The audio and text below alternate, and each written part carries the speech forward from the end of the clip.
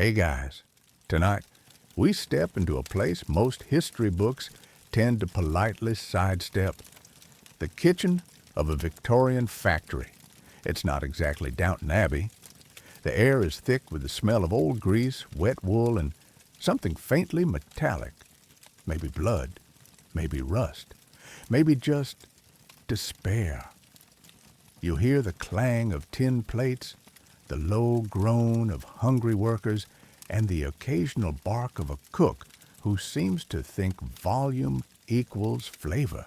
You shuffle forward in the meal queue, past a giant vat of bubbling stew that looks like it could develop consciousness at any moment. The cook slops a portion into your dented bowl, and it wobbles unnaturally. You try to smile, but your stomach curls. This is your welcome meal, and the factory kitchen isn't pulling any punches. Welcome to dinner. You probably won't survive this. So, before you get comfortable, take a moment to like the video and subscribe. But only if you genuinely enjoy what I do here. And hey, tell me where you're tuning in from and what time it is over there. I love knowing who's out there on the other side of the dark. Now, dim the lights, maybe turn on a fan for that soft background hum, and let's ease into tonight's journey together. You trudge toward a bench worn smooth by generations of desperate bottoms, holding your chipped bowl like a prize. There's no table, no forks, just your fingers and maybe a bent spoon, if you're lucky. Around you, the factory kitchen pulses like a second engine, groaning pipes, hissing fires, shouting men. Everything is darkened by soot, walls, faces, even the stew. It's Monday. That means something loosely called beef and barley. Except the barley is more hope than presence, and the beef, well, let's just say you can't identify any particular cuts. It might be neck, it might be liver, it might be yesterday's meal, reheated and renamed. You raise the bowl to your lips, trying to inhale first. It helps sometimes. Not tonight. The smell is like damp leather left out in the rain. A tang of vinegar stings your nose. You take the tiniest sip, and it slides down like warm glue. One of the old-timers next to you chuckles. "Don't worry, lad," he says. "You get used to it after a few winters, or you stop tasting altogether." The man has exactly 3 teeth and seems entirely at peace with that. The Victorian factory kitchen wasn't designed with comfort in mind, or nutrition, or joy. It existed because it had to. A place to dump calories into exhausted bodies, to keep the wheels turning, the looms clanking, the presses stamping. And it's not like this was free. Meals were often deducted from wages. 1 penny here, 2 there, silently pulled from your week's pay like moths from a worn coat. You'd work 12 hours in a spinning room and then pay for the privilege of food that might poison you. Still, people ate it. They had to. The cooks weren't trained chefs. They were often ex-workers, older women, or men too injured to continue on the floor. Some had a knack for flavor, but most didn't. The best ones made the stew less horrifying. The worst ones made it memorable, in the worst ways. And the kitchen itself? Imagine a room the size of a small classroom, packed with 4 enormous stoves fueled by coal, 2 cauldrons big enough to hide in, and a ceiling black with soot. There's no refrigeration, so meat is salted to the edge of survival or just left out. Bread is delivered weekly, then left to dry on racks. Everything smells faintly of smoke and urine, and sometimes strongly of something dead. Historians still argue whether some of the worst factory kitchens actually lowered productivity. Your mind offers helpfully as you gag down another spoonful. Malnourishment led to fatigue illness, and more injuries on the floor.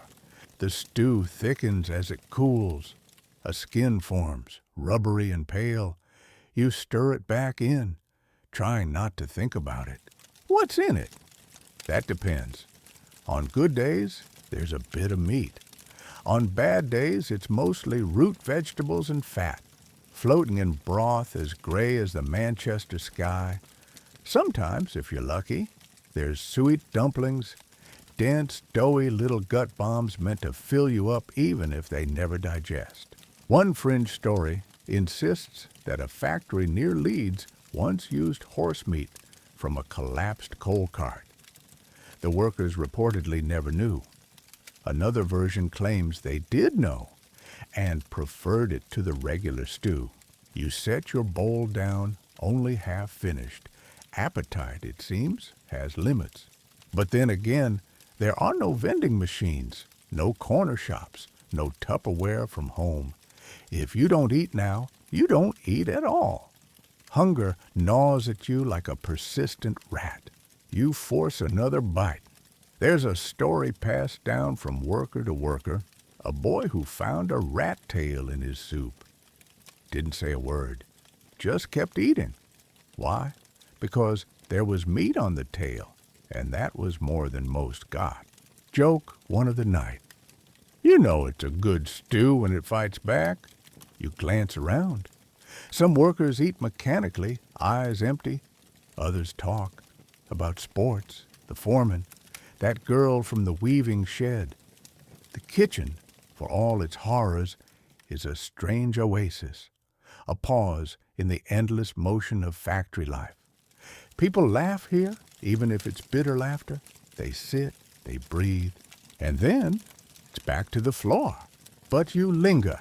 You look at the cooks again. One stirring with a stick that might also double as a cane. Another is chopping onions on a board stained with decades of meals.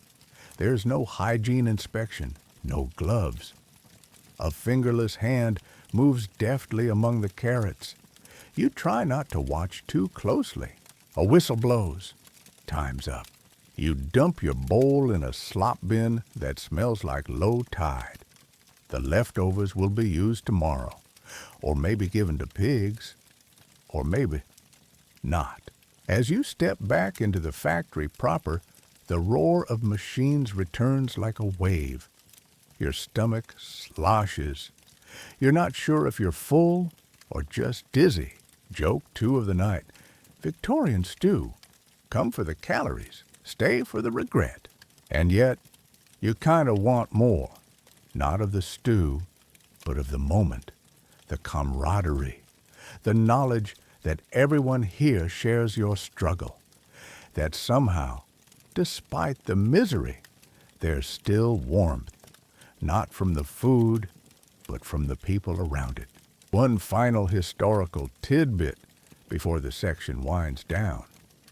During the late 1800s, some reformers actually praised factory kitchens for feeding the poor. They argued that it was better than nothing, which, to be fair, is technically true. Just barely. You wipe your mouth with a sleeve already covered in dust. One meal down, dozens more to go. Welcome to factory life. You barely step back onto the factory floor before your gut starts protesting. That beef stew is sitting in your stomach like a stone, if the stone had been boiled in old socks. But there's no time to reflect. The looms are roaring, and the foreman's scowl carries more weight than your digestive distress. Hours pass, or maybe it's days.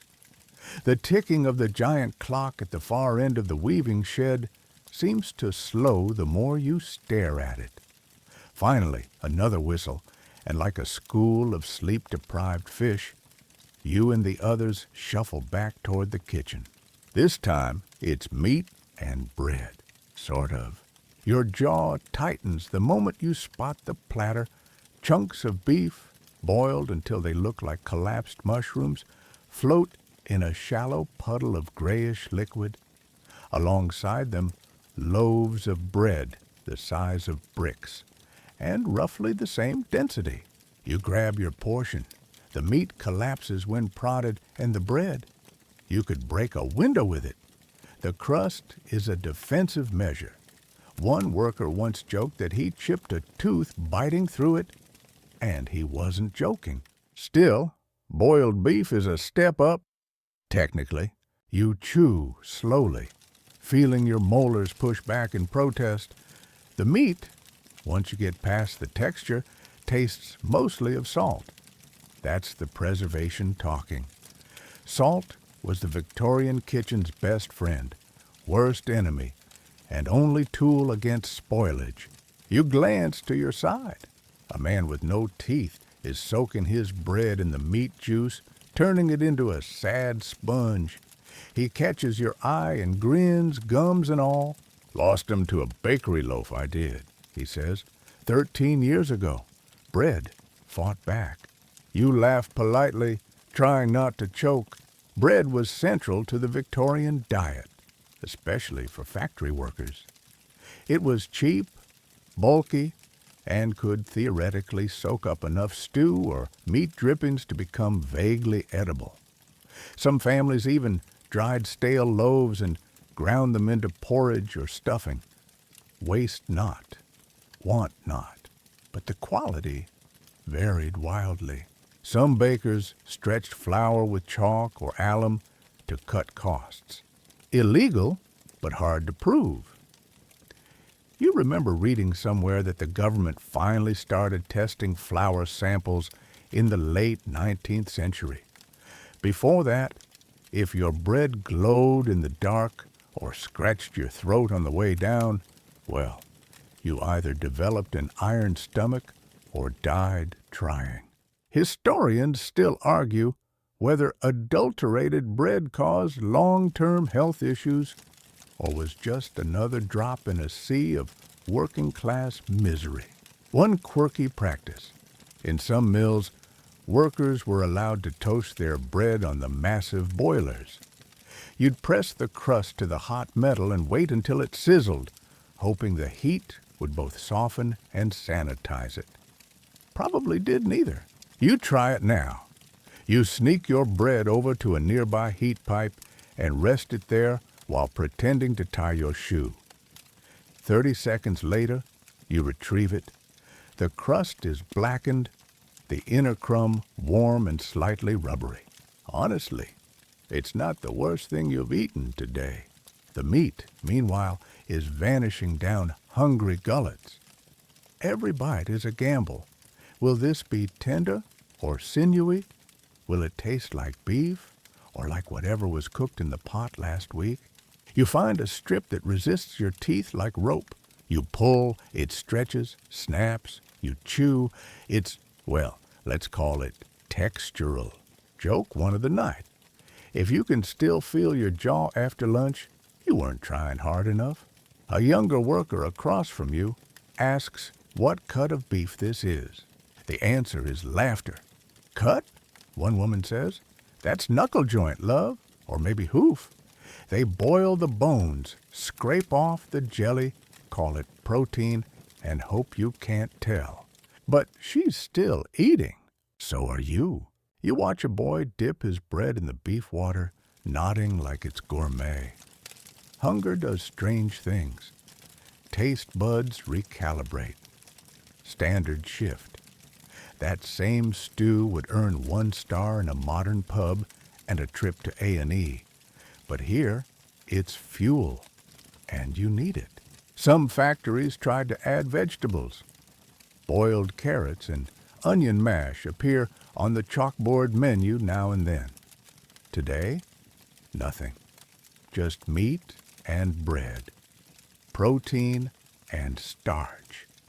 The Victorian version of keto. Still, you scan the room. Someone slicing a small onion on the bench. Another worker is sharing a lump of dripping. The rendered fat from the morning's meat, smeared thick on bread. It smells intensely. Bovine. But it's calories. Dripping sandwiches were a working-class staple. Cheap, fatty, and sometimes flavored with salt or herbs if you were lucky.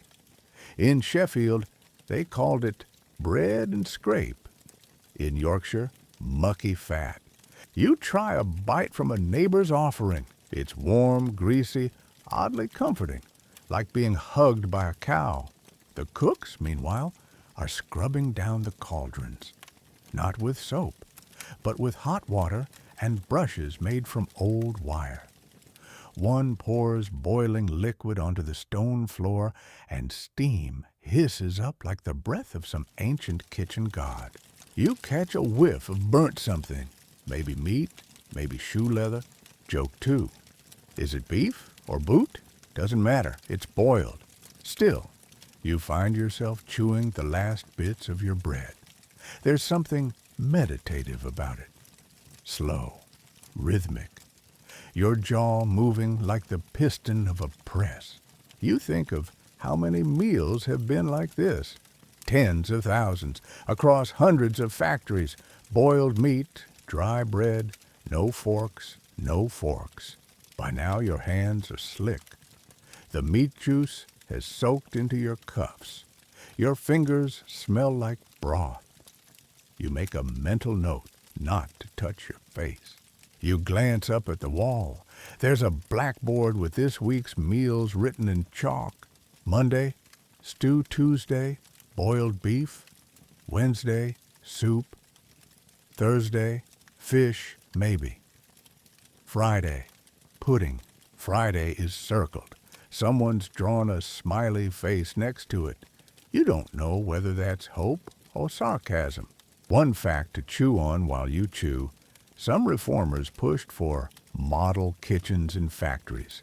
Cleaner, better managed, offering healthy meals for low cost. A few opened in big cities like London and Liverpool, but they were rare, often mocked, and usually short-lived. Workers weren't used to variety, or seasoning, or even forks. One kitchen tried adding spices to its meals inspired by Indian cuisine. The result? Complaints. The workers said the food tasted foreign and refused to eat it. So back came the boiled beef, the bone broth, and the brick bread. But here's the thing. These meals were still shared. There's a strange sense of community at this cracked wooden bench. Elbows bump, jokes fly. Someone curses the foreman. Someone else sings a snippet of a music hall song. A girl tears her bread in half and gives it to a boy who looks like he hasn't eaten in 2 days. You tear a corner from your crust and hand it to the toothless man beside you. He nods and thanks, eyes bright. You're still chewing when the bell rings. Time to go back. You stand, slower this time. Your knees ache. The bread feels like it's still climbing down your throat.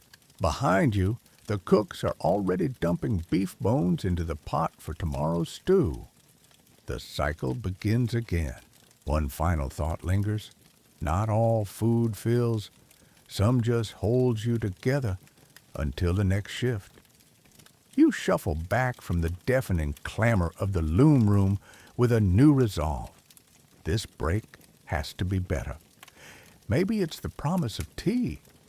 Maybe it's the way your molars are still aching from the beef and bread battle. Either way, tea time has never sounded more glorious. You follow the stream of workers through a narrow corridor that smells like hot metal and coal smoke. Your hands are still raw from threading the spinning jenny, but your mind is focused on one thing. Something warm to drink. Something to remind you that life includes moments of pause.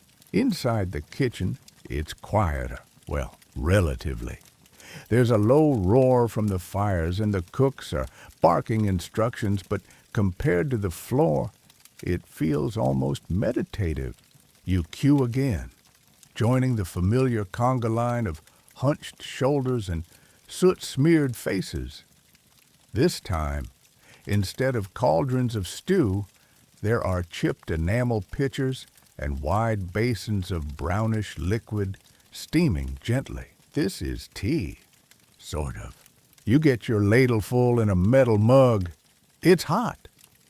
That's the main thing. The color is more pond water than Earl Grey, and you can already tell the leaves have been steeped about 3 times too many. But still, tea. One sip and the taste confirms your suspicion. Weak, metallic, barely a suggestion of flavor, and definitely unsweetened. Sugar is precious, reserved. If you want it, you bring your own, maybe pinched from home, or bought with a hard-earned farthing. Historians still argue whether Victorian factory tea offered any real benefit, or if it was just psychological. Was it hydration? Heat? The illusion of civility? Or simply a reason to pause and pretend just for 10 minutes that you weren't living in a Dickens novel? Around you, others cradle their mugs like treasure. A few pull out biscuits, if you can call them that. Hard, dry, brittle things that shatter instead of crumble. Some are bought, some baked at home. Most are old. You bite into yours. It breaks into your mouth with the force of a falling chimney brick. It's dry, almost powdery, no sweetness, just survival. You try soaking it in your tea. It helps, marginally. Joke one of the night. Victorian tea time. The only meal where hydration is a chewable offense. A woman next to you giggles after biting into her biscuit and losing the corner of a molar. She shrugs. Didn't like that one anyway. There's a kind of strange bonding happening here. No one expects the tea to be good or the biscuits to be edible, but it's something to do, something to hold. And the tea? It was always symbolic. Imported from India or China, bought in bulk, rationed into pinches so small they seemed invisible. The cooks reused the same leaves for hours. By late afternoon, you weren't drinking tea so much as tea memories. Ghost infusions. One cook swears by adding a splash of milk, if he can get it. You look into your cup, no milk today.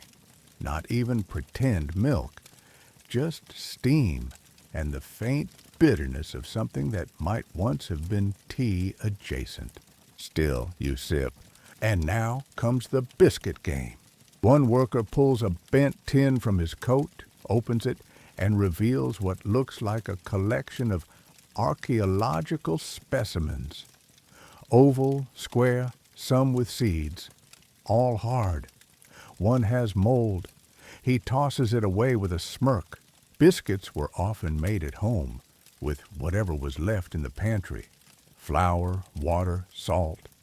Occasionally, if someone had a good week, a bit of butter or treacle. But the goal wasn't taste.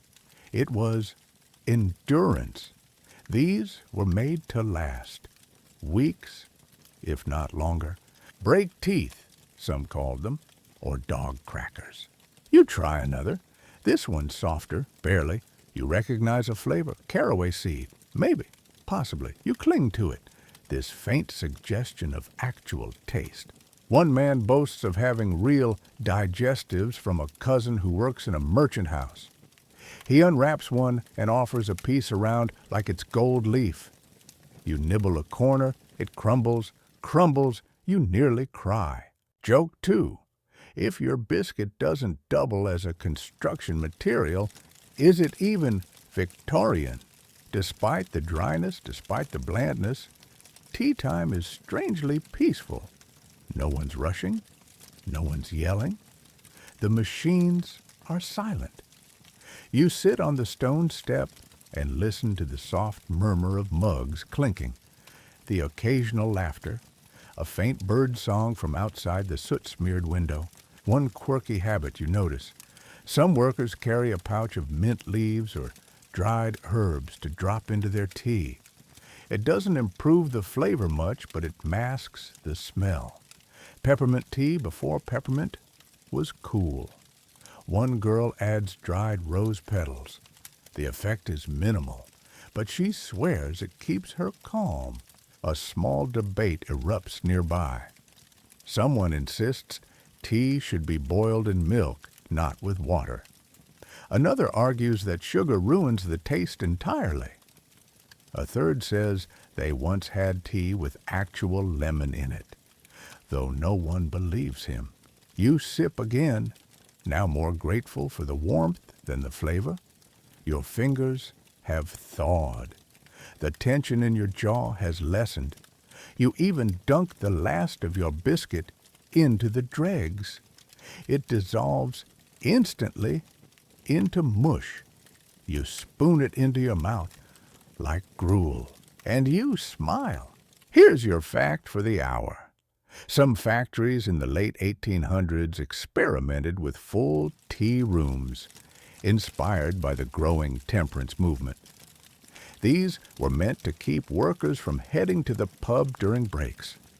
They served tea, bread, maybe cheese, and even provided newspapers or books. Radical stuff. Some workers liked it. Others missed the beer.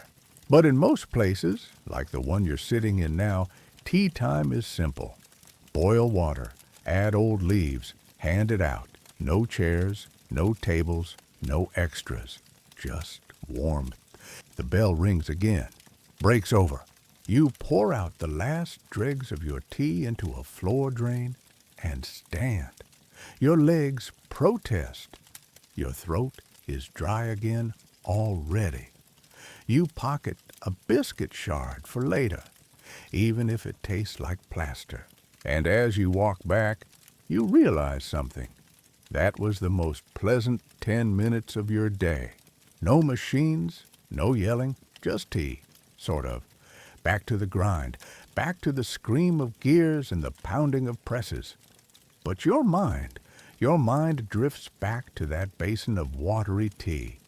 For all its faults, it had heat. And in a place like this, warmth is a rare and welcome visitor.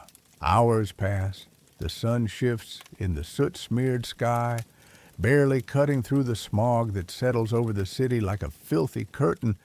You can't quite tell what time it is, but your stomach does. The tea biscuit mush has worn off, and the stew, if you can still call it that, feels like a fading dream, or possibly a mild trauma. Another whistle. The evening bell. Your feet carry you toward the smell of something cooking or burning, or both. Tonight, it's soup. Well, soup. You enter the kitchen and are hit with a wave of heat and steam. It's like walking into a giant's dirty bathhouse. The cauldrons are bubbling again. Ominous, opaque vats of liquid mystery. The air smells of onions, turnips, coal smoke, and something sour that makes your eyes water. You queue, bowl in hand, inching forward like a pilgrim toward some sacred rite. You reach the front. The cook, a woman with forearms like church pillars, slops a ladleful into your bowl. It jiggles unnaturally. You thank her anyway.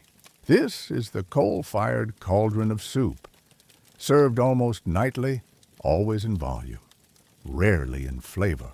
You look down. Chunks of unidentifiable vegetable float next to bits of... Is that meat? Possibly. You scoop closer. Could be fat. Could be bone.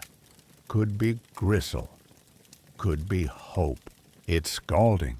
You blow on the surface and take a sip. The taste is complex. Salty, earthy, with a metallic tang and just a hint of regret. Your teeth hit something soft, then something hard. It's like chewing through geology. But at least it's hot. Victorian factory soup had one main goal: fill. Calories were king. Nutrition came second. Third, maybe, flavor. Not even on the list. Most kitchens dumped whatever they had into the pot. Yesterday's leftovers, root vegetables about to turn, bits of meat scraped from bones, fat from the morning's cuts. Water, a handful of barley or oats if anyone was feeling generous, and a lot of salt. Boiled for hours, days even. One cook swore by never emptying the pot completely. Every new day's soup was built on the back of yesterday's. A perpetual stew, a never-ending story of questionable hygiene. Historians still argue whether these stews carried on for weeks, or if that's just urban legend. Some even claim certain cauldrons were never fully cleaned, the built-up sediment contributing to the soup's flavor. Others argue that's simply a reflection of how bad the soup really was. You chew through a piece of something that could have been potato in a past life. It's mushy, sour, and oddly spongy. You keep eating. To distract yourself, you watch the kitchen. The coal fire roars beneath the iron pots, spewing heat so intense it peels paint from the nearby walls. Soot cakes the ceiling like icing on a very unhappy cake. Two cooks are arguing in low voices over whether a certain bone is still good. You hope not. One fringe tidbit floats to mind. In some towns, factory kitchens doubled as public soup kitchens at night. Locals would line up with pots, exchanging pennies for ladles of the same gray broth. It was communal in the bleakest possible way. Someone next to you finds a surprise in their bowl, a sliver of what might be carrot or possibly a toenail. They pick it out, shrug, and continue. No time for squeamishness here. Joke one of the night. If it doesn't wiggle, it's probably edible. You soak your bread in the soup, grateful for the moisture. It softens enough to swallow, if not enough to enjoy. And still, you find yourself comforted. Soup is somehow less aggressive than stew. It doesn't chew back. It doesn't fight your jaw. It just fills the spaces, your stomach, your thoughts. You sit on a low bench, back against the wall, and listen to the sounds around you. Slurping, breathing, a few whispered conversations. You catch a snippet. Someone saved a bit of soup to take home, wrapped in a cloth and tied like a pudding. Another worker jokes that they'll trade half their bowl for a cigarette stub. Deals like these happen often. Food is currency here. Extra drippings, a crust of bread, a half-soft apple. You'd be surprised what a spoonful of gravy can buy. You look into your bowl again. The soup has cooled. A greasy film now coats the surface. You stir it back in, unwilling to waste a single calorie.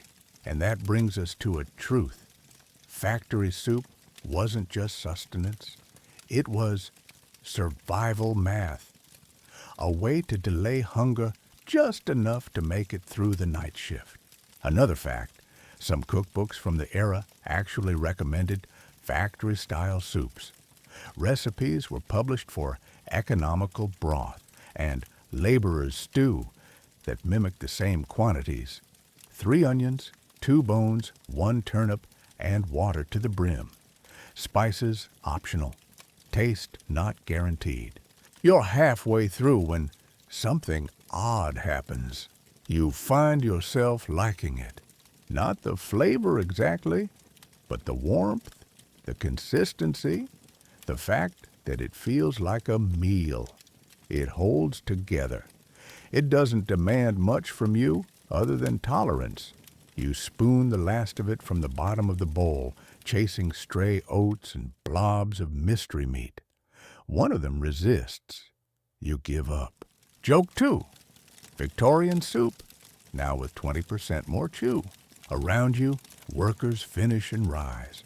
Some rinse their bowls at the pump.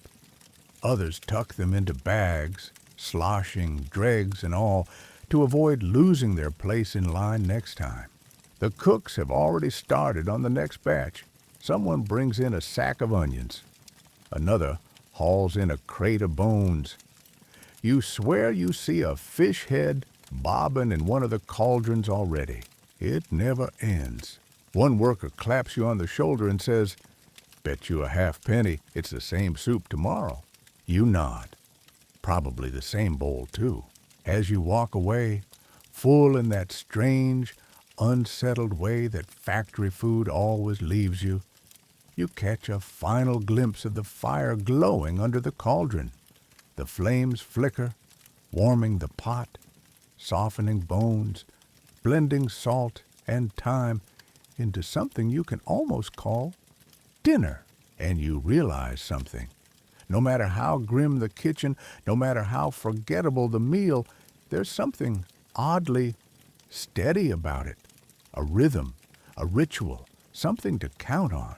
Even if it does taste like boiled bootlace, the clang of the factory bell signals another shift change, and once again, your boots carry you toward the kitchen, legs stiff, eyes heavy, stomach uncertain. You've officially crossed from tired to numb, and honestly, the thought of food, again, brings more dread than comfort. But this time, it's different. Because today, you're watching the youngest among you inch toward the kitchen door, clutching empty bowls and tin cups in hands too small for such big jobs. This is the children's meal. Tiny figures, mostly barefoot and smudged with machine grease, swarm the bench like sparrows at a crust pile. These are the scavengers of the industrial age. Young factory workers, apprentices, errand boys and girls, all shunted into dark corners and dark shifts, and now here they are, hoping for scraps. You join the crowd not to eat right away, but to observe. A strange thing starts to happen. The cook's tone shifts, the ladles slow, the portions shrink, because child labor meant child portions. You're handed a half bowl of something that looks like thin porridge, more water than oats, more memory than meal. No sugar, of course, no milk. The Victorian version of breakfast, served at 6 p.m. The little ones slurp it down like it's nectar, and who could blame them? Some haven't eaten since dawn. Many are orphans, or worse, technically employed, but entirely unsupported. Their meager wages absorbed by boarding houses or greedy masters. This half cup of porridge might be their only meal that isn't stolen or scavenged. You dip a finger in your bowl. It's warm at least, slightly gritty. Probably made from whatever barley or oat dust fell to the bottom of the store bin. A sprinkle of salt, or maybe just ash. One small boy next to you licks his bowl clean, then eyes yours like a hawk. You hand it over without a word. Victorian factory kitchens never advertised their menus for children. There wasn't one. Kids ate what was left, what was refused, or what could be begged.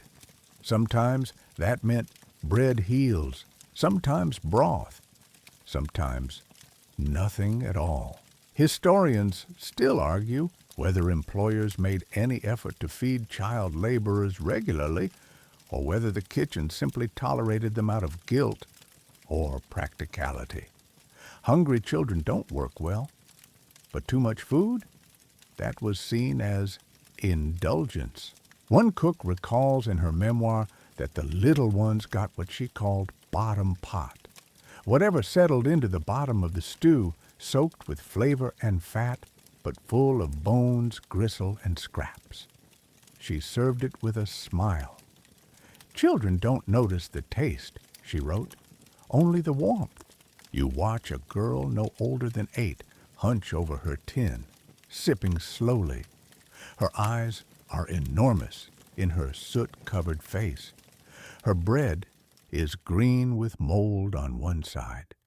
She eats the other. joke one of the night, a dark one. Victorian kids ate like royalty. If the royalty were blind, toothless, and really into broth. Another boy pulls something from his coat. A turnip, whole, unwashed. He bites into it like an apple. His eyes water, but he keeps going. His friend offers a trade, half a biscuit for half the turnip. The deal is struck. No one complains. Child meals weren't just small. They were often invisible. No government regulation required that children be fed in factories. Some did, out of a twisted sense of morality or the need to prevent fainting, but many left it to fate or the kindness of older workers. And kindness did exist. You watch an older girl, maybe 14, tear her dumpling in half and pass it to a smaller child without even glancing. Another worker hands over the last crust of his bread, saying only, "Too chewy for me." Some brought extra if they could. One woman hides a lump of cheese in her apron, doling it out to children when the cook's back is turned. Cheese, that's currency. That's affection in edible form. And here's a fringe tidbit for you. Some children, especially the smallest ones, were fed in secret by the cooks themselves. A slop of gravy here, a spoon of stew there, unofficial, undocumented, but real. You smile faintly as one cook, gruff and red-faced, quietly hands a child a slice of boiled potato, whispering, "Eat it before the foreman sees." Then she shouts at another worker just to keep appearances. The hypocrisy is endearing. Your own bowl is long gone now. It wasn't filling, but somehow it felt important. Like eating beside these children put things in perspective. Your aching feet, your chapped hands, your endlessly growling stomach, somehow they all feel a little less tragic now. You look around and notice a boy scraping the side of the stew pot with a bent spoon, gathering drippings. Another chews on a carrot peel he found near the bin. You can't decide whether to be horrified or impressed. Joke 2. Victorian kids didn't snack. They foraged. You remember reading about a reformer named Charles Booth. He documented these children, those who worked, begged, and scraped through the factory system. His charts, his interviews, painted a picture of silent hunger. Hunger as background noise. And yet, even here, even now, you see sparks of joy. One girl has drawn a smiley face on her bread crust with stew. Another singing softly between bites. A group of boys huddle around a scrap of newspaper, pretending to read. You think one's making up the words? Everyone listens anyway. Fact of the hour. In 1876, a London mill owner introduced penny meals for child workers, soup, bread, and tea for 1 copper coin. Revolutionary at the time, still miserably insufficient, but it paved the way for future school meal programs and labor law reforms. But that's decades away. Here and now, this is what they get. Crumbs, scraps, kindness in teaspoons. As the final bell sounds, the children scatter like leaves, some back to work, others to lodging houses or alleys or doorways with thin blankets and thinner promises. You stand for a moment, bowl empty, heart full in a strange way. This was the smallest meal so far, but somehow the most human. You slip your spoon into your coat pocket for tomorrow. Who knows? Maybe you'll be the one handing over a half biscuit next time. You wake before the whistle. It's barely light outside, and the air has that cold, damp quality that clings to your bones before the sun decides whether it's even going to show up. Your stomach rumbles. You're not in the factory yet, You're in your rented attic, your boarding room, or the edge of a stairwell. Wherever the day found you, you reach into your coat pocket, pull out your tin pail, and peek inside. Welcome to the lunch pail of lies. At a glance, it looks promising. A folded cloth, a bit of bread, maybe a wrapped something. But you know better. You've opened this box too many times to believe in miracles. You lift the cloth, a heel of bread, hard, maybe 2 days old, a hunk of cheese, if you can call it that, more rind than substance, and something wrapped in paper that smells suspiciously sour. Pickled what? Egg? Onion? Beet? Even the paper won't tell you. You sigh because this is yours, your meal, your reward for hours of work and days of hope. This is what you managed to put together after rent, coal, laundry soap, and those mysterious deductions from your last wage slip. You take the bread first. It's dry and cracked like old plaster. You gnaw at it anyway. Hunger doesn't negotiate. You look around. Other workers are unwrapping their own lies. Tin boxes with scraps, crusts, sometimes just a smear of fat on a slice of paper. The woman next to you has 3 cold boiled potatoes and a spoon. That's it. The boy across from her has nothing at all. He pretends not to care, but his eyes keep wandering to other people's hands. Historians still argue whether most Victorian workers brought food from home or if the kitchen was the main option. The truth? It was both. If you had something, leftovers, foraged greens, a sympathetic neighbor, you brought it. If not, you relied on the factory kitchen or went without. A fringe practice has surfaced in oral histories. Families who stored dripping in matchboxes, not to light fires, but to spread on bread. A child might carry a lump of beef fat wrapped in rag, licking it for energy between shifts. You try your pickled thing. It's sharp, vinegary, a flavor that socks you in the sinuses and makes you wince. But it's real. It cuts through the blandness of the bread, makes you feel like you're eating something alive. A man unwraps a meat pie. Heads turn. A pie. It's the factory equivalent of pulling out a caviar tin at a truck stop. You watch as he slices it carefully, pastry flaking, steam rising, a rare warm meal bought from a baker on the way in.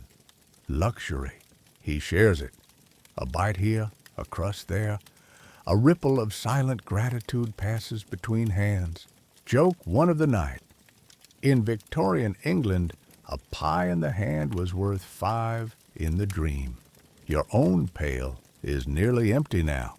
You wipe the last bit of cheese from the paper and lick it off your finger. Dignity takes a back seat to efficiency. There's something sobering about the factory lunch pail. It reveals more than what's inside. It shows how much or how little you had left to spend after bills. It tells the story of last night's dinner, of whether someone at home is feeding you or whether you're feeding yourself from habit and hope. One young man opens a pail with nothing inside, just a folded paper and a stone for weight to stop it from rattling. You stare. He shrugs. No one asks questions if you carry a tin. There's a small act of mercy here. Someone passes him half an apple. Another offers the crust off their sandwich. He nods silently, chewing slowly. No one says a word. There's a kind of honor in the quietness of it. You remember reading about Victorian buddies, bread sandwiches made with just lard or sometimes just sugar. Kids ate them by the dozen, though no one ever called it a treat. Another fact to consider, during the mid-century push for respectability, Some employers began encouraging workers to bring proper meals. They even published pamphlets about balanced diets. 3 square meals, fresh produce, limited alcohol. The pamphlets quickly became kindling. Most workers couldn't afford a balanced anything. You sip from your tin cup, water, or what used to be water, slightly metallic now, with a hint of tea if you're lucky. Hydration was often overlooked in Victorian factories. Clean water wasn't guaranteed. Some kitchens boiled it, others didn't. You drank fast and hoped. Joke 2. Hydration in the 1800s was a game of roulette, with typhoid on the wheel. You reach into the very bottom of your pail and find a final surprise.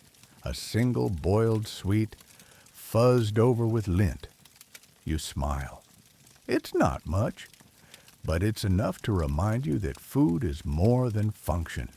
It's memory, it's care. Maybe someone gave it to you last week. Maybe you were saving it. Maybe you forgot it was even there. You pop it in your mouth. Cherry, maybe, or dust-covered raspberry. Either way, it melts slowly, and for a moment, you're 8 years old, and the world is a little less gray. Around you, lunch is ending. Pails are closed. Papers folded. Leftovers, if any, are stashed back in coats. One woman carefully wraps a crust in wax cloth and tucks it in her sleeve. That'll be supper. You stand.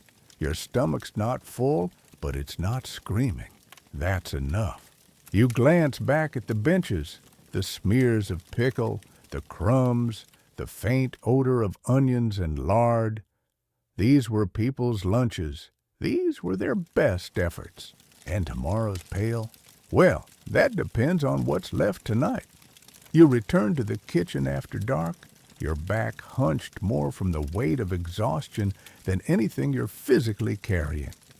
The clatter of boots, the rasp of coal in grates, the low hum of murmuring voices, it all blends into a kind of industrial lullaby. But something smells different tonight, sweeter, thicker. You follow the scent like a dog chasing a scent trail, something warm, comforting, possibly even decadent. It draws you in past the usual cauldrons of broth and turnips, beyond the bowls of beef mush and ancient biscuits. And then you see it. Pudding! It's pudding night. Now, don't get excited. Not that kind of pudding. No chocolate, no custard, and certainly no whipped cream. This is the Victorian factory version. Dense, dark, sticky, and, depending on how charitable the cook was feeling, possibly edible. You clutch your tin with trembling hope. The pudding is sliced into chunks the size of bricks and stacked on a tray like battlefield rations. A warm steam wafts up, carrying the unmistakable aroma of sweat, treacle, and scorched raisins. You nearly swoon. You get your slice. It's heavy, warm, glossy with syrup or fat. You're not sure which. You poke it with your spoon, and it barely yields. This is not a dessert. This is fuel. You take a bite. Sweet, rich, heavy, like biting into a sugar-coated cold briquette, but good, genuinely good. You pause and let the warmth spread through your chest. Joke 1. Proof of a just universe. Once a week, even Victorian workers got cake. This type of pudding, spotted dick, treacle sponge, sweat roll, was a miracle of ingenuity.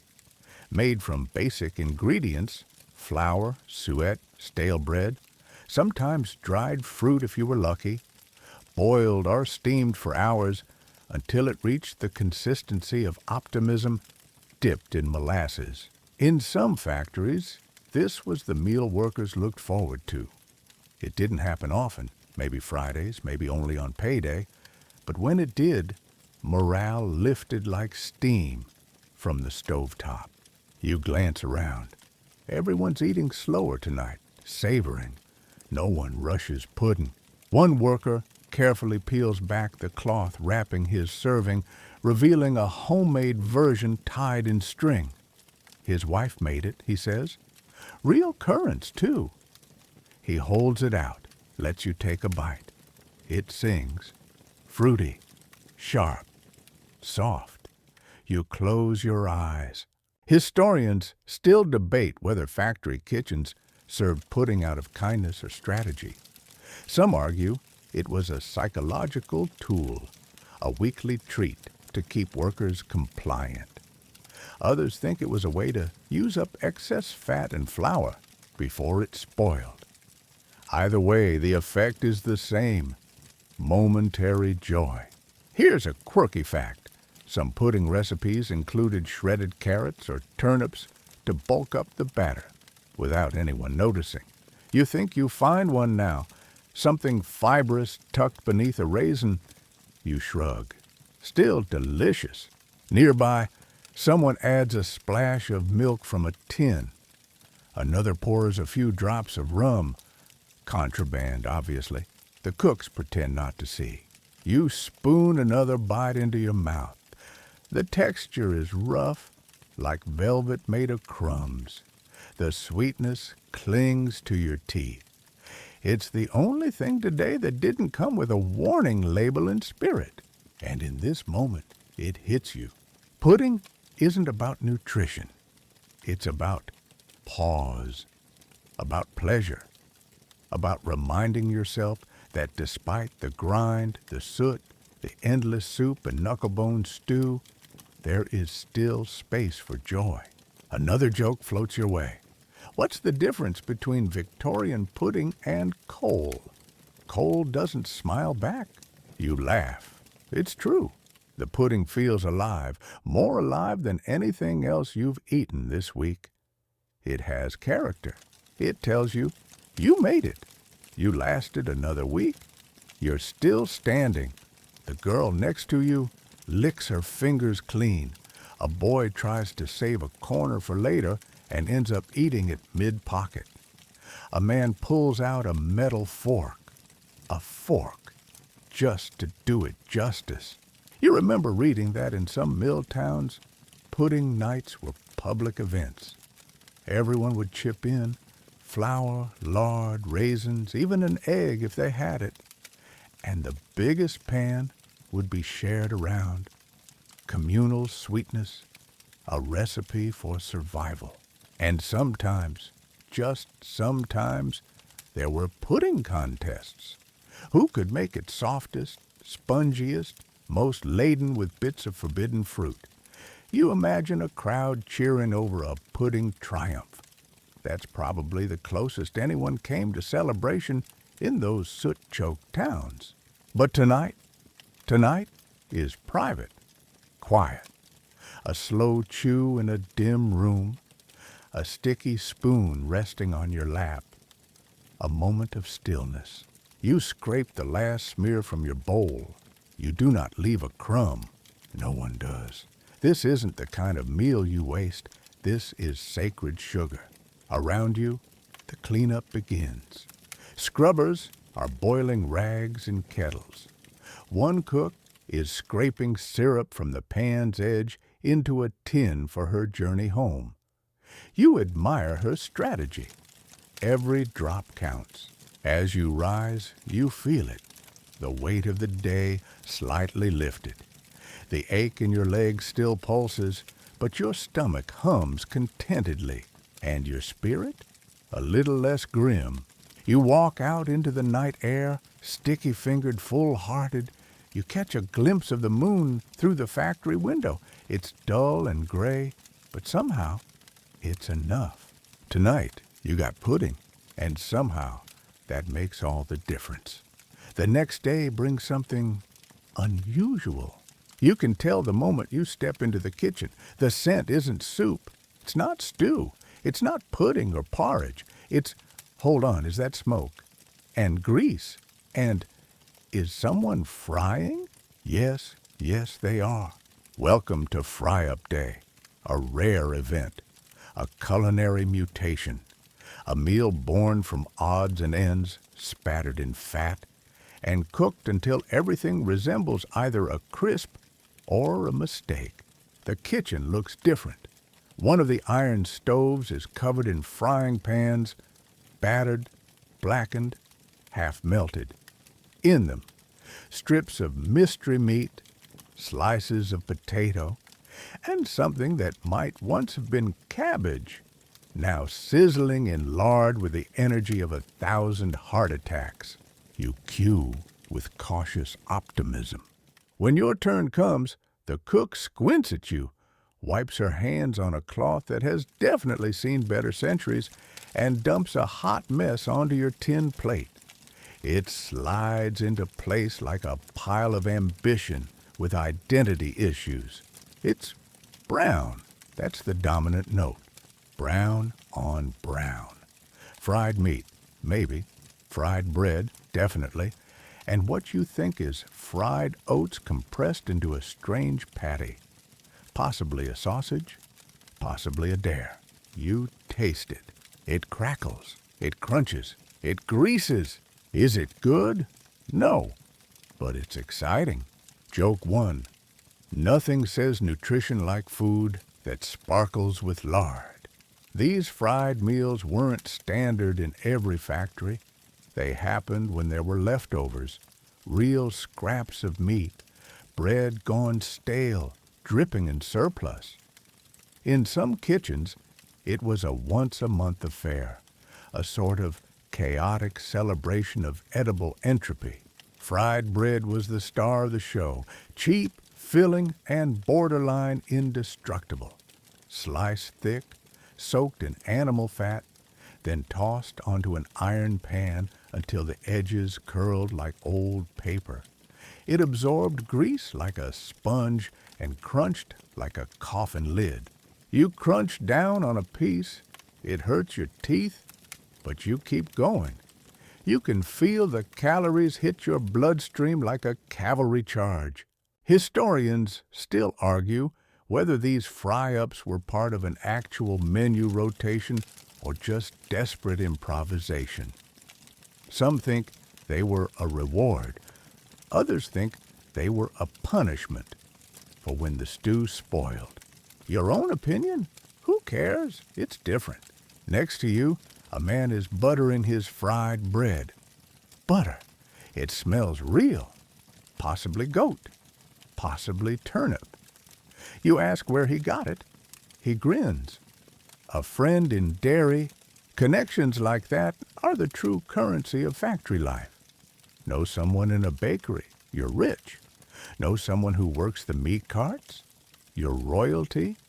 Know someone with access to real tea leaves. Marry them. One woman unwraps something from her apron, fried herring. The scent hits the room like a sledgehammer dipped in ocean brine. Eyes water. A few people cheer, one person gags. She eats with gusto. Here's your fringe tidbit of the day. Some workers fried their own food on metal plates over candle flames right on the shop floor. Against every safety rule, of course. But a bit of meat and grease after hours? Worth it. They'd slap bacon on a spanner and call it innovation. You finish your fried oats and poke at the meat strip. It's tough, stringy, and seasoned with what might be ash. Still, you chew. It's real. It's food. It's not soup. And there's something comforting in the simplicity of it all. Take what you have, toss it in fat, heat it until it screams, and call it dinner. This is the Victorian working-class version of tapas, bite-sized tragedy, seasoned with survival. Fact of the hour. Frying in lard was considered a luxury in some factories. Dripping was more common. Beef or mutton fat saved from roastings or collected from slaughterhouses. The kitchens stored it in open jars. If you saw mold, just scrape it off. Adds flavor. Someone clinks a tin cup and makes a toast. to anything that crunches. A chorus of laughter follows. It's not about joy, it's about energy. You can feel this meal. It doesn't just sit in your stomach, it ignites something. The kind of food that powers 12-hour shifts and keeps the cold out of your spine. You burp, it tastes like decisions. Joke too. Fry up day, because flavor is optional, but grease is forever. A younger boy across the table doesn't speak. He just eats. He eats like he's been starving for days. His fingers are black with soot, his nails rimmed in grime. But his eyes, those are alive tonight, lit by something fried. This food gives people a pulse. And for just 1 hour, the kitchen feels less like a place of rations and more like a greasy little miracle. A place where things sizzle instead of stew, where the smell lingers in your hair and clothes and heart, where you get something that tastes vaguely like rebellion. The plates are scraped clean. One man licks his, another wraps half a sausage thing in paper for later. The cook sighs, scraping burnt bits from the pan, saving what she can. A spoonful of oil here, a flake of meat there. Tomorrow, it'll all go back in the pot. But tonight, it was crisp, crunchy, hot.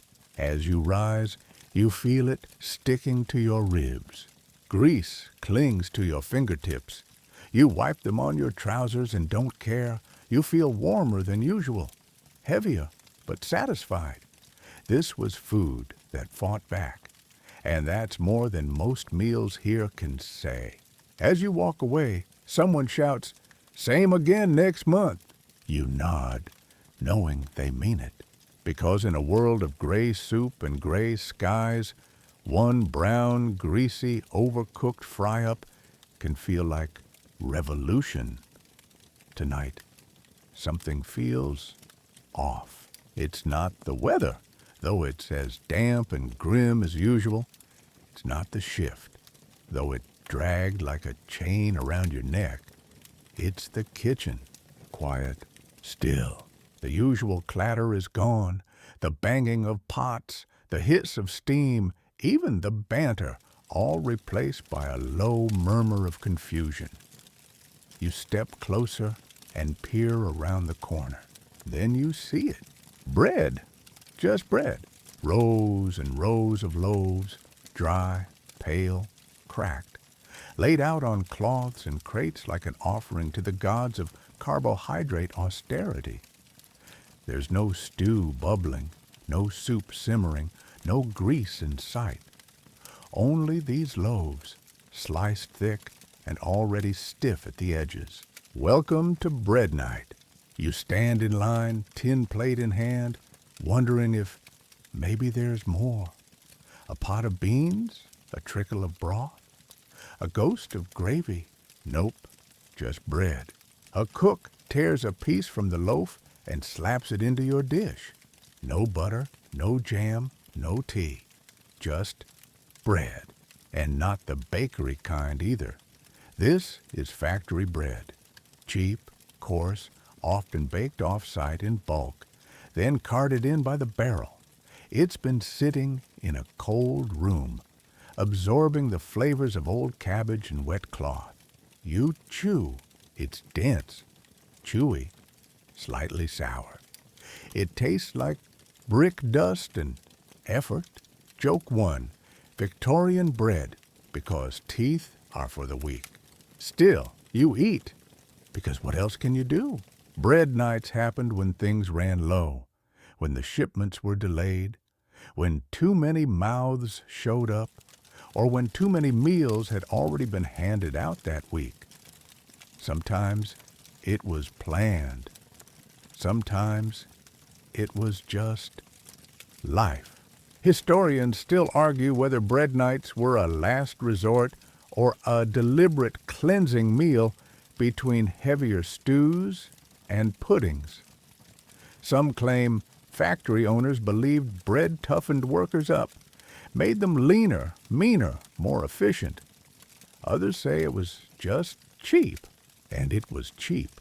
Wheat, flour, water, maybe a pinch of salt, left to rise if time allowed. If not, flat and fast, cut into thick wedges and handed out like tokens.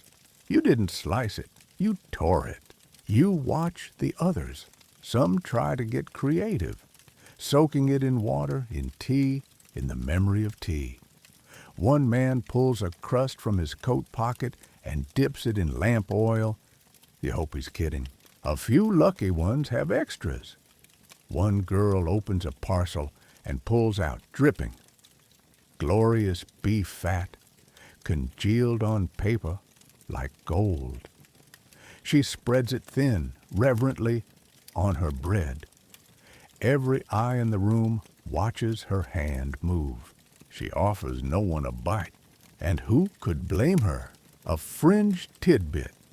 During bread-only weeks, some workers toasted their slices on machinery, steam pipes, hot valves, even belt runners. It softened the center and crisped the edge. It also risked fire, burns, and disciplinary fines. But to make bread feel cooked, worth it.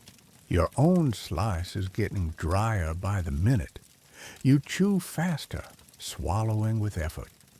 You consider saving half, but there's nothing to look forward to. Bread doesn't get better with time. It just turns into masonry. You remember something you once overheard? Bread is honest. It doesn't pretend to be anything else. There's truth in that. This meal won't surprise you. It won't hurt you. It won't heal you either. But it fills. Sort of fact of the hour. In 1872, the British government passed the Sale of Food and Drugs Act after discovering that some bakers were mixing alum, chalk, and even plaster of Paris into their flour to bulk up bread cheaply. Wholesome white bread wasn't always what it seemed. You chew more cautiously now. Another worker holds up his slice and declares, "This one's got character, smells like my boots." Everyone chuckles, then goes quiet again, because the truth is no one hates bread night, but no one loves it either. It's just necessary. You tear off another piece, it resists. You tug again, harder, and it gives, sending a crumb shower across your lap. You sigh, wasted calories. There's a strange peace to bread night, though. No boiling pots, no ladles, no noise, just chewing.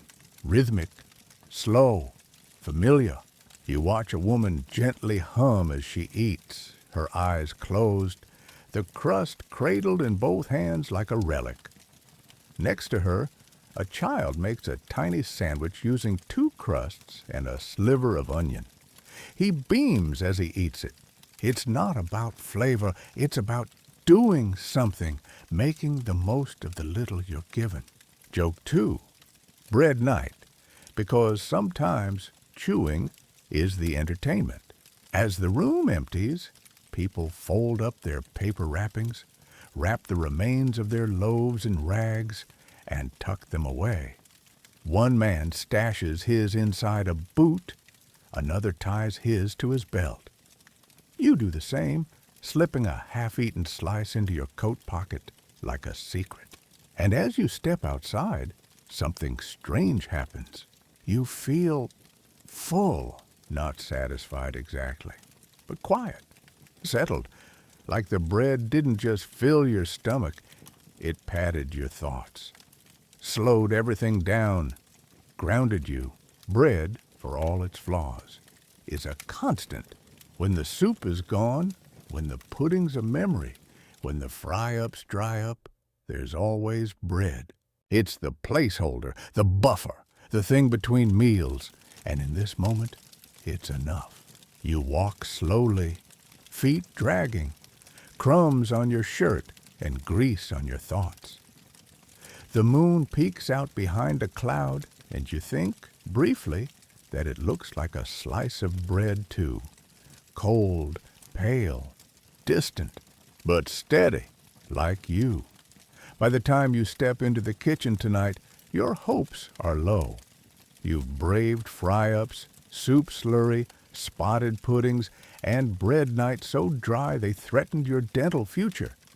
But what greets you now isn't something burnt, boiled, or breaded. It's porridge. Again. But this time, it's not dinner. It's breakfast for supper. A pot of beige goop bubbles lazily on the hearth, thick and slow like lava made of boredom. It glistens with a thin sheen of grease, possibly butter, possibly leftover lard. You sigh. Victorian porridge was never glamorous.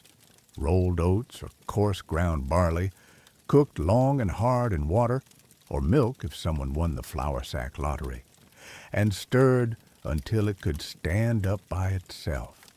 Salted, never sweet, more cud than cuisine.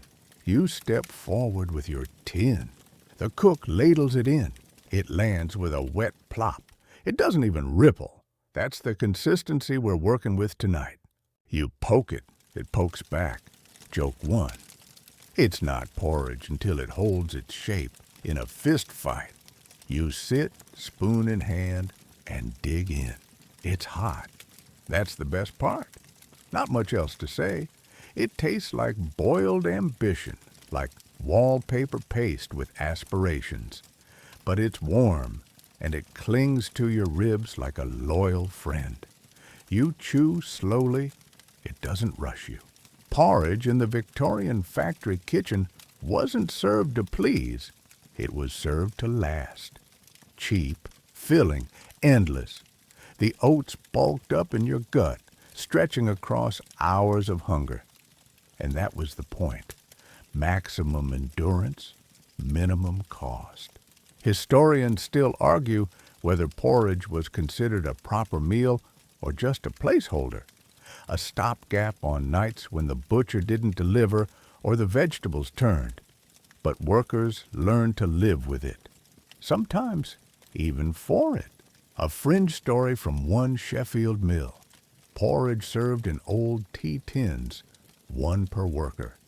If you ate fast, you could scrape the dregs off the sides with your fingers. That was called bonus round. You add a pinch of salt from your sleeve. It helps, not much. But it's better than nothing. The worker next to you is humming. His porridge is brightened with, wait, is that molasses? No. Syrup? He grins. Saved it from pudding night? Smart man. You glance around to see if anyone else got creative. One girl's added chopped apple. Someone else is stirring in stewed beans. Desperate times. Another worker leans in and mutters, I once had porridge with spice in it. Cinnamon, real stuff. Back when I worked in Bristol. The room goes quiet for a second. Spice, exotic, unattainable, like describing color to someone who's only known fog. Fact of the hour. In poorer Victorian homes, porridge was reheated for days. Known as flummery, it often developed a crust, scraped off and eaten cold as a makeshift pudding. Some families even fried leftovers into flat cakes. Nothing wasted. You scrape the side of your tin. The porridge is setting now, hardening. Soon it'll be a brick you can carry in your pocket and reheat tomorrow. You consider it. Joke two. Victorian porridge, the only meal you can wear, share, and patch a roof with. Someone laughs. It breaks the monotony. That's the other thing about porridge night. It's boring enough to force conversation. Across the table, two workers are playing Guess the Grain. One claims it's barley. The other insists it's oats, just cooked wrong. A third bets it's sawdust. You wouldn't be shocked if he's right. You remember your gran once made porridge with milk and sugar. She called it a feast. You thought she was mad.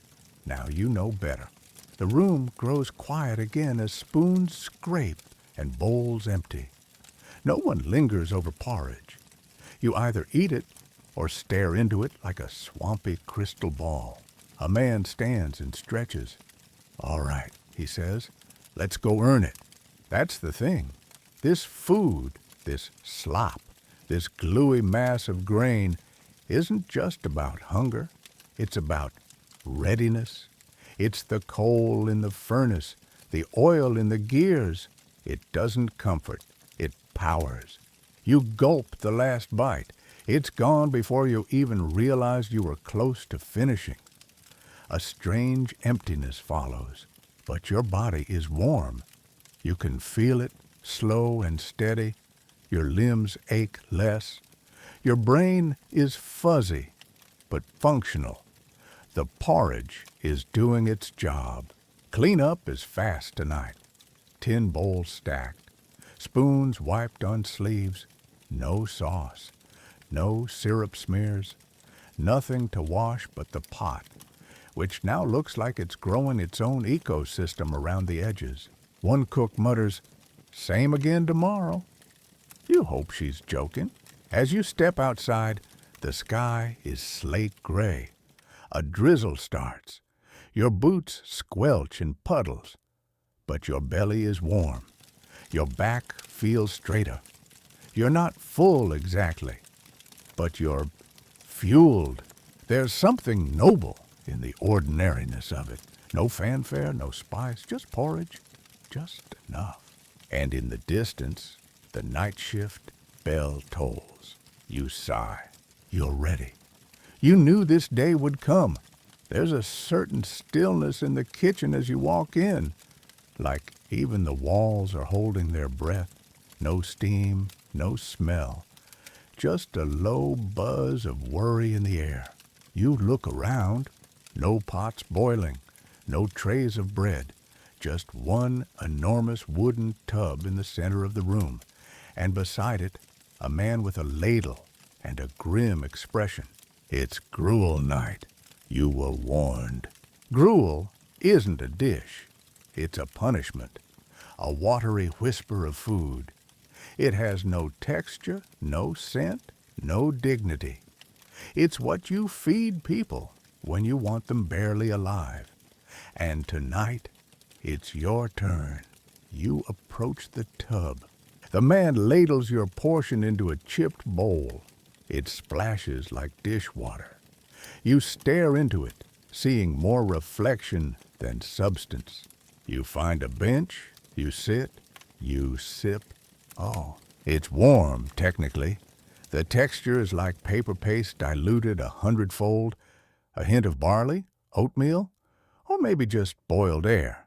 There's no salt, no fat, no future. Joke 1. What do you call Victorian soup without ingredients? Character building. This was gruel's legacy. It wasn't meant to fill you, it was meant to keep you barely operational. A half step above starvation. Workhouses served it, prisons served it, and yes, on bad days, so did factory kitchens.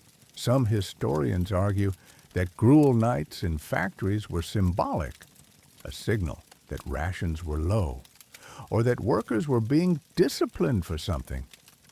Others think it was simply economic. Cheap, fast, forgettable. It's all true. Fringe tidbit.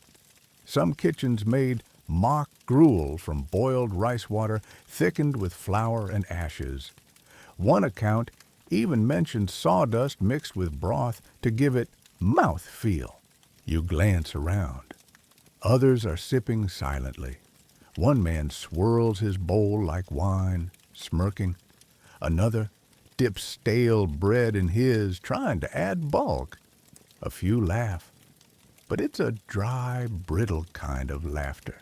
You take another spoonful, still gruel.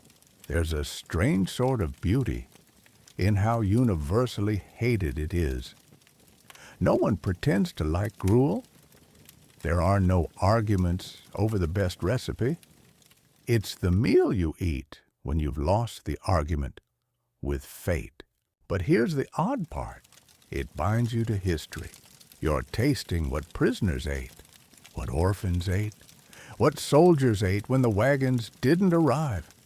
It's a spoonful of shared misery stretching across centuries. You look over at an older woman with 3 kids. She's pouring her own portion into their bowls, splitting it evenly, then licking the inside of hers clean. No waste, not tonight. Fact of the hour. The 1834 Poor Law reforms institutionalized the image of gruel as a symbol of failure. The workhouse diet became public knowledge. Watery porridge for breakfast, plain gruel for supper.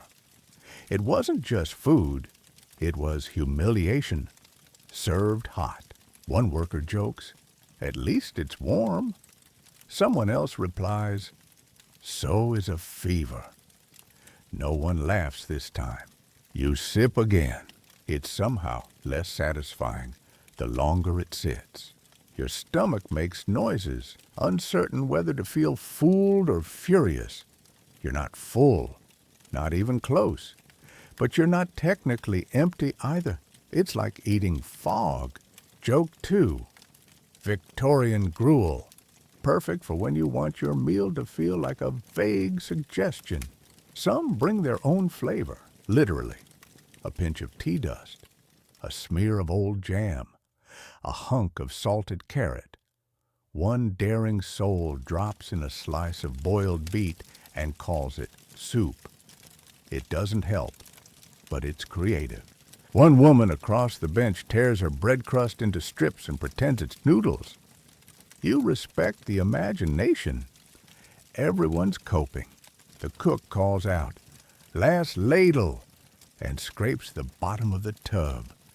You can hear the slosh of thin, starchy water. Someone jokes about filtering it and selling it as gin. Cleanup is unusually fast tonight. There's not much to clean. No crusty pans, no oil splatters, just bowls, almost spotless, wiped clean out of sheer desperation. You linger a moment before leaving, trying to scrape one last spoonful from the edge. Your stomach protests, either from insult or emptiness. It's unclear. But then, as you're walking out, someone touches your arm. A boy, maybe 13, offers you half a biscuit. Where he got it, you don't ask. You take it, break it in 2, offer one half back. He smiles and shakes his head. You looked hungrier. You chew the biscuit slowly. Crumbly, Swedish, real. Gruel doesn't just make you hungry, it makes you appreciate. Even a hard biscuit can feel like a feast after a bowl of regret. As you walk back through the courtyard, the air is cool and heavy. Your steps are slow. Your body feels light, but not in a good way. More like something missing. Like your shadow is outpacing you. But there's something else. You made it through gruel night. Not everyone does. Some skip it entirely, others fake illness to avoid it. But you sat, you sipped, you suffered, and somehow you're still here. That's victory, Victorian style. There's a shift in the air tonight, a kind of tension that hums beneath the usual clang of spoons and hiss of boiling pots. You feel it before you see it. The kitchen is full, buzzing even. More workers than usual, more noise, more anticipation. You edge forward, clutching your tin, and catch a glimpse of what's caused the ripple. Meat. Real, visible, undeniable meat. Thick slices of beef, dark and shiny, glistening with fat and gravy. It steams from the serving trays like something divine. The scent, oh, the scent, is rich and full, almost floral with onion and pepper. and something that smells like longing. This isn't ration stew or beef water. This is roast night, a rarity, a legend. The woman ahead of you whispers it like an incantation. It's proper roast. You almost don't believe it until your portion hits your plate with a sloppy, glorious splat. A slice of beef, a ladle of dark brown gravy, a wedge of potato roasted so hard it's developed opinions, and a splinter of carrot. You sit, you stare, you do not speak, you eat. The meat is stringy but honest, chewy in parts, soft in others, deeply flavored with salt, onions, and, miracle of miracles, actual beef drippings. The gravy is thick enough to coat your spoon. The potato? Crispy at the edge, soft in the center. The carrot? Well, it's there. Joke one. Roast night, when even the carrots dress up. You savor each bite slowly, carefully, like someone handling an heirloom. No one gulps. No one wastes. This isn't just a meal, it's an event. Historians still argue whether factory roast nights were scheduled or spontaneous. Some claim they marked holidays, paydays, or special deliveries. Others believe it bad week, an edible apology from management for long shifts, docked wages, or a recent accident on the floor. Whatever the reason, roast night was rare enough to feel like folklore. You slow down, because roast night is not for rushing. You let the gravy coat your tongue, the meat melt into fibers. You chew with reverence. You close your eyes between bites, not because you're sleepy, though you are, but because this food deserves a moment of silence. Around you, it's almost church-like.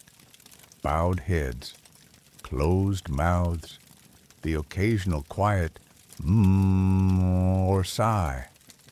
One man is visibly tearing up. Whether it's the onions or joy, no one asks. Someone clinks their tin cup and murmurs, "To the cow who gave its life." Someone else adds, "To the cook who didn't burn it."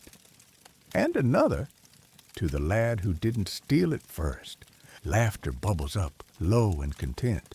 The roast itself isn't prime. You can see the gristle, feel the toughness at the edges. Some slices are mostly fat. One unlucky soul receives a cut that looks more hoof than meat. But it doesn't matter. It's real. It's there, a fringe tidbit. In some factories, when roast meat was on the menu, workers were expected to tip the kitchen staff. Not in coins. They had none to spare, but in scraps. Peelings, cold bits, even extra work tokens. Roast night came at a price. You finish the beef, slowly, then mop up the remaining gravy with the potato wedge, which is now soggy and perfect. You eat the carrot last, not because you like it, but because you're pretending this is a 3-course meal. Fact of the hour. Some Victorian factories employed part-time butchers or sourced directly from nearby abattoirs. Workers would pool their pennies to afford a joint of meat once a week. The cooks would roast it in brick ovens, sometimes overnight, for maximum tenderness. Results varied. One boy sitting near you is sucking on the bone he fished out of his portion. A little grotesque, a little genius. He grins at you, gravy smeared across his cheek. You nod back. Respect. Joke two. You haven't truly lived until your meat has fought back and forgiven you. Not everyone has meat, though. Some get just gravy, a few only potatoes. It depends on what was left in the pot when your turn came. You feel luckier than usual. You wonder if the cook recognized you, if your silent scraping of the gruel bowl 2 nights ago earned you this mercy. Beside you, a woman is carving her slice into tiny squares. She eats them one at a time, spacing them out like time itself. You admire the discipline. Another man simply wraps half his plate in cloth, saving it. For a child? For himself later? You don't ask. The smells linger in the air, fat and fire and root vegetables. You breathe deep. This scent will cling to your clothes all night, but you won't mind. Cleanup is slower tonight.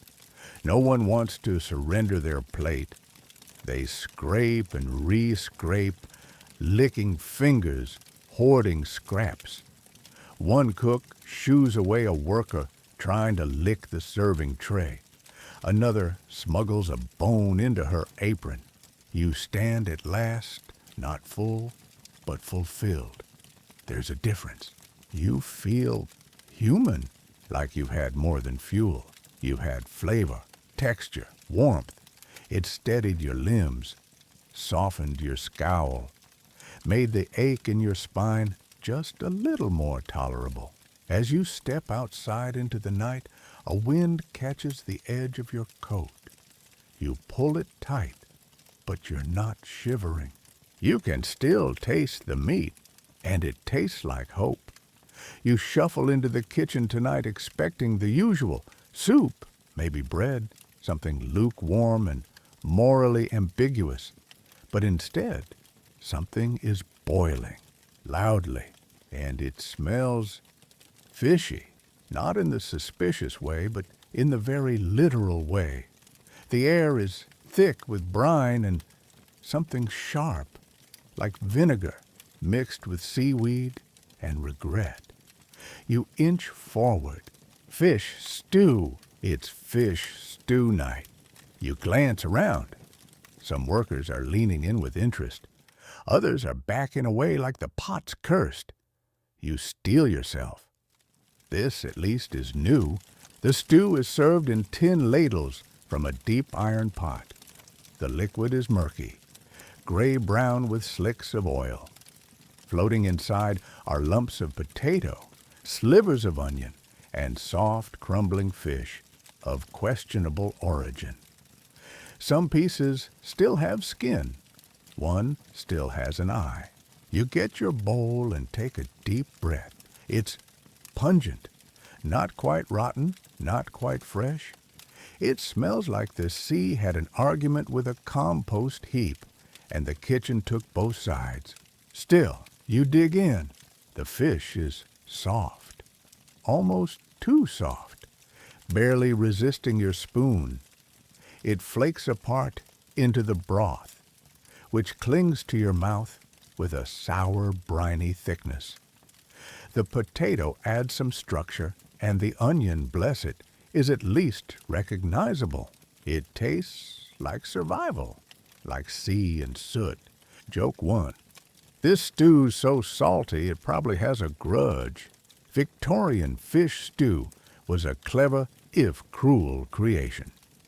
Salted herring, kippers, or sprats, whatever the markets were unloading cheapest, would be soaked, rinsed sometimes, and thrown into a pot with turnips or potatoes. The result was a meal that kept workers going and kept everyone else at arm's length. Historians still argue whether fish nights were nutritional decisions or desperate improvisations. Some claim factory owners bought barrels of cheap fish in bulk to appear generous. Others think it was a way to use unsellable stock no one else wanted. The truth? Likely both. A fringe fact. In northern mill towns, some kitchens mixed fish stew with oatmeal to stretch it. Yes, fish porridge. No, you don't want to imagine it. But someone, somewhere, called it sea pudding. You chew carefully, avoiding bones. But it's no use. One finds you anyway. Sharp, tiny.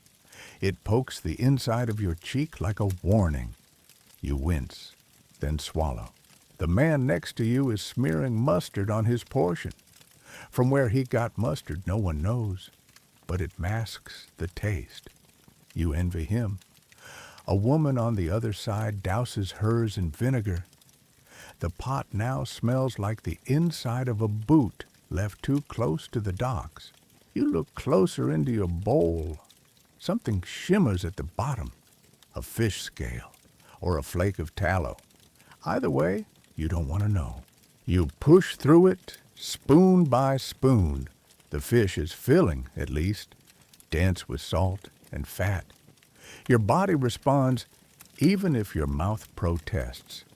Warmth spreads down your arms and legs. You could run a few laps around the loom floor right now, but thankfully, you won't have to. Fact of the hour. Salted fish was one of the most common preserved foods of the Victorian working class. Cheap, shelf-stable, and packed with protein, it was a dietary staple, and also a culinary punishment when cooked poorly. Across the bench, a boy is picking out the onions and saving them on a scrap of cloth. He tells you he's making onion toast tomorrow. Dry bread, warm iron, fishy onion mash. He looks proud. You nod solemnly. That's ingenuity. Joke 2. This stew tastes like something the ocean buried for a reason. Someone near the back of the room yells, "Got a whole tail!" and holds it up triumphantly. Everyone cheers, partly out of camaraderie, partly because no one else wanted the tail. You scrape the bottom of your bowl. It's thick with sludgy brine and starch. You tip it back, drink it fast. It hits like a salt brick to the heart. But it's energizing. You pat your chest once, exhale, and blink through the brine haze. The kitchen air is fish thick now. The scent has soaked into the walls. Tomorrow, everything, clothes, skin, dreams, will carry a hint of cod, but you don't care. You're warm, foolish, slightly traumatized, but stronger for it. Cleanup involves boiling every spoon. The pots are scrubbed with rags and a kind of panicked urgency, as if the fish might haunt them. The smell won't go away anytime soon. One cook mutters something about lemons. No one has any. You step into the courtyard, where the breeze is a revelation. Cold, yes, but clean, crisp. It cuts through the fish fog and fills your lungs like forgiveness. Someone bumps your shoulder, nodding in quiet solidarity. You nod back. No words needed. You survived fish stew. Not many meals make you stronger and humbler.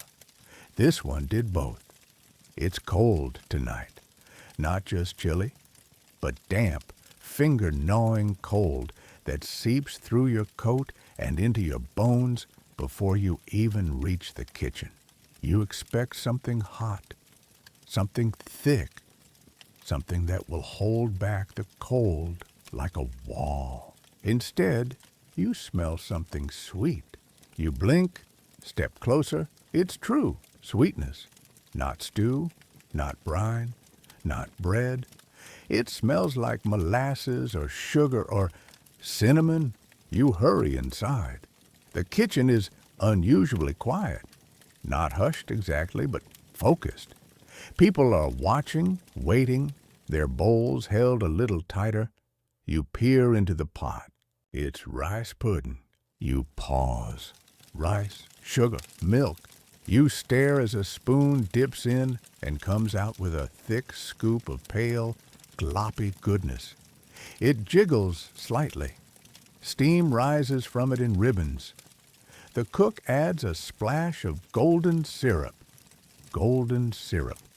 before handing it over. Your turn comes.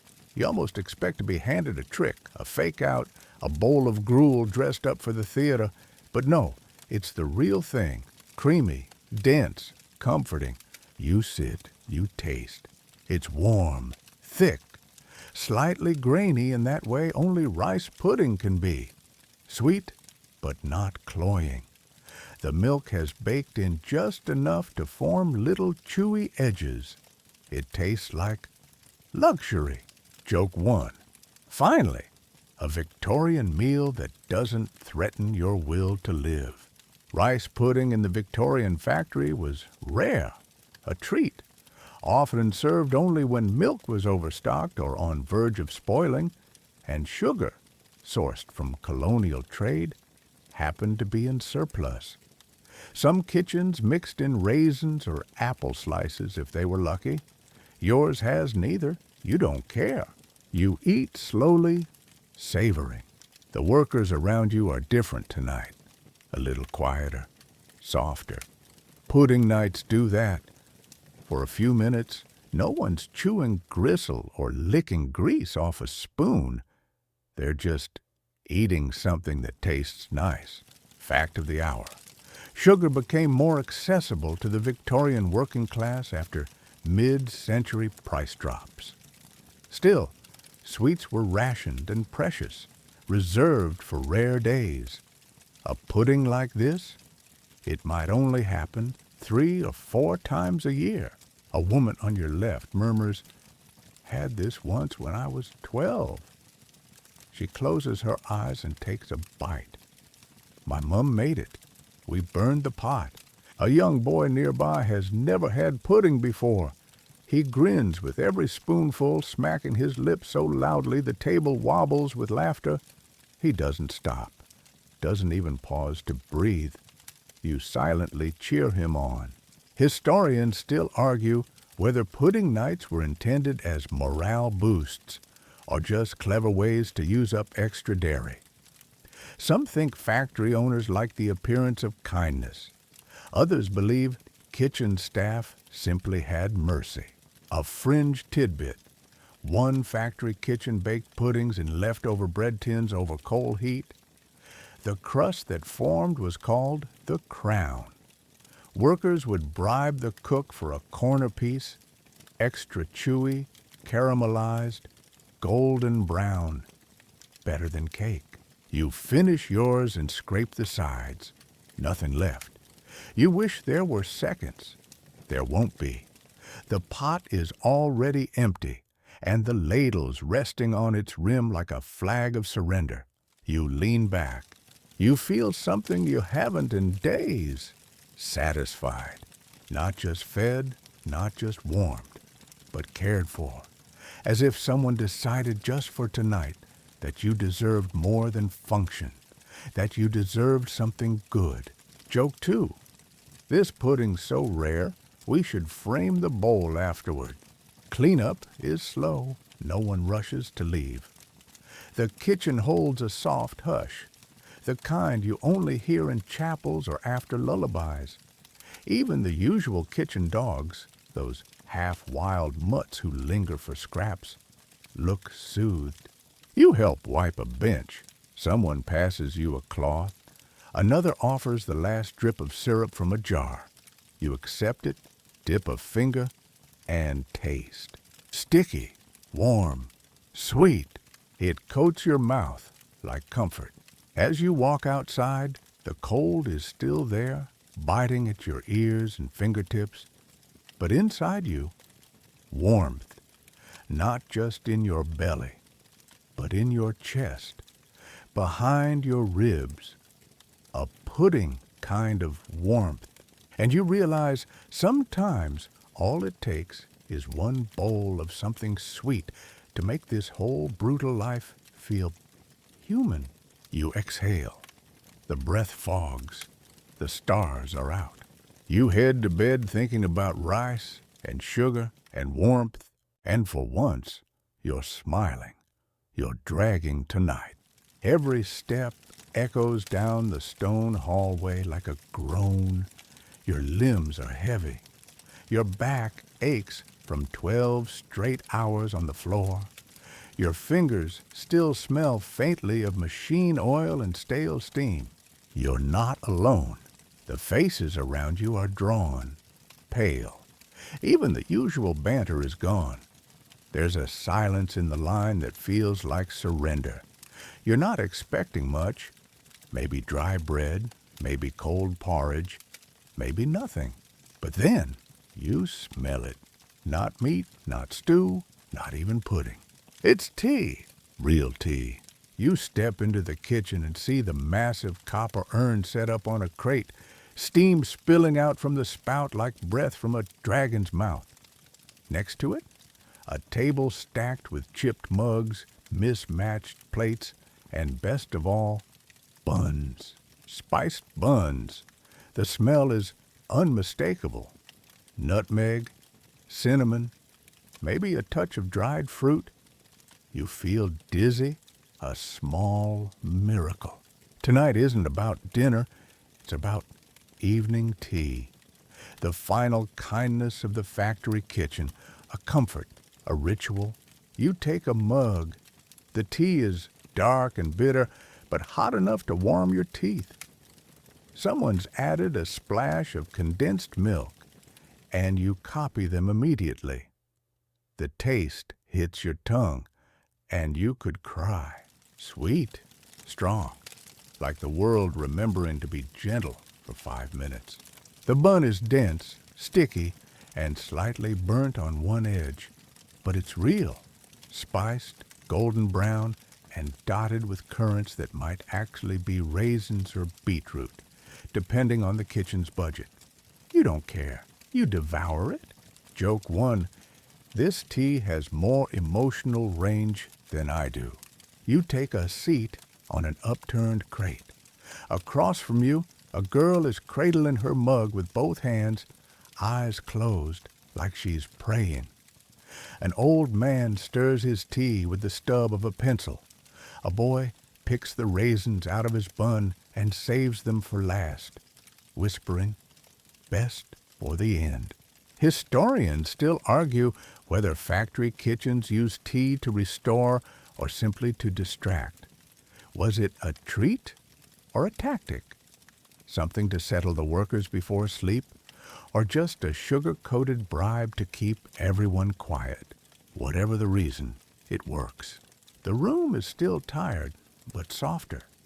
The low clink of spoons, the warm hiss of the urn refilling cups. It's all comforting, like being inside a lullaby made of tannins and spice. Fact of the hour. Victorian tea was often stretched with dried leaves, twigs, or even iron shavings. Real black tea was expensive, but demand was high, especially after the 1860s, when the price dropped due to large-scale imports from India and China. Even the poorest kitchens tried to offer tea. It was more than a drink. It was a rite. One fringe story tells of a Yorkshire textile mill where a runaway kitten fell into the tea urn. They served it anyway. "Gave it a kick of fur," someone reportedly said. You laugh and quickly check your cup. Clear. Probably. You sip again, letting the warmth travel down to your stomach like a slow, steady ember. The bun is gone too quickly. You consider asking for another, but you can see the tray's already empty. A few workers are licking their fingers reverently. One boy is saving half his bun for the morning, wrapped in a bit of cloth like treasure. You lean back, cradling your mug like it might run away. The tea is lukewarm now, but you don't mind. It's the ritual, not the temperature. You feel calm, not happy, but calm. Joke two. They say tea soothes the soul, especially when you can chew the leaves. Around you, the kitchen starts to empty. Slowly, respectfully. No one rushes. Even the dogs are quieter, curling up beneath benches instead of begging. The cook wipes down the table, humming softly. You finish your tea, set the mug down gently, then you rise. And as you step outside, the night hits your face. But you don't flinch. Your belly is warm. Your hands smell like spice. You feel somehow whole again, not because of the bun or the tea, but because tonight, for a moment, you weren't just a worker. You were a person, fed not just to survive, but to feel something, even if it was just warmth. And that matters. That always matters. You walk slowly now, slower than before. The clatter of the kitchen has faded behind you, replaced by the soft hum of wind and distant footsteps. The sky is a velvet gray, clouds drifting like steam across a moon that doesn't quite shine. Your breath fogs the air in tiny puffs, each one a whisper, each one a release. There's a comfort in this quiet, in the way the stones crunch beneath your boots, in the way your coat hugs your shoulders, in the way your belly feels not full but content. You pass other workers heading toward their quarters, their eyes half closed, their mouths still tasting tea or treacle or bread or broth. Some hum, some smile, some walk with their heads tilted toward the stars like they forgot pain for just 1 hour. And you carry the memory of pudding, of roast, of gruel and porridge and fish and flour. You carry the sound of a ladle in a pot, the weight of a bowl in your hands, the feel of heat rising from a cracked tin cup. You've walked through the heart of the factory kitchen, seen its worst, tasted its best, and somehow through ash and gravy, through hunger and comfort, through noise and stillness, you made it through. Now you reach your bed, the thin blanket, the hard pillow, the breathless dark.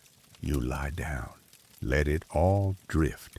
The noise, the taste, the ache. Let it go. Sleep is coming, soft as flour, heavy as pudding, warm as tea. And you're ready. Good night.